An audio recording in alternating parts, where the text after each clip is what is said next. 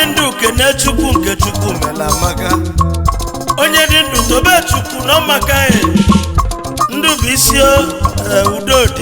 udoka ibe na-eme amaka ibe na-eme dị chapụ n'ụwa wije Koko Golden Point Hotel n'ọdị n'Enugu Golden Point Hotel Nsukka dị n'Enugu nne m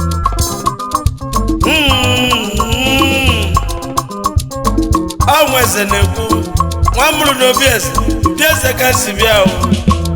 Tochukwu John Okongwu bịa kilie mụ na nọ na-ekwu nwanne m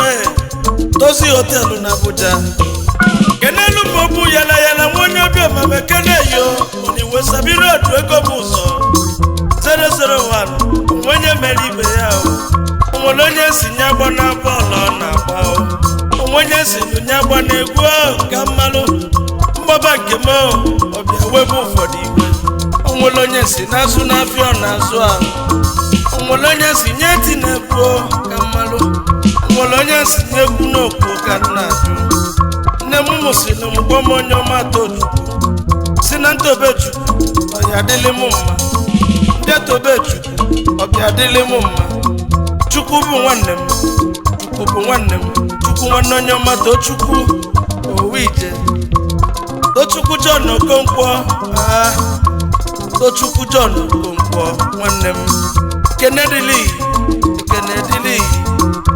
Managing Director Tozi Hotel na Abuja akonye wetalụ onye mgbagu nze n'ịdị mma ezi nwanne m ya dịka echi egwu m jere ọbịọma n'ụdị ego m ụzọ ngwabịa kilie m 001 ngwabịa kilie m onye mere ibe ya ka na-ajụ onye isiri onye azụ n'afịa nke ọ na-azụ onye isiri nye nwe n'ego ka mmalụ mana iwe sabiro ngwabịa kilie m obele nwa bukatala efi wekalịa obula efi kebe ọrụ obodo niile ọrụ obodo wetụka aka ọnụ wechie nye echichi obu yala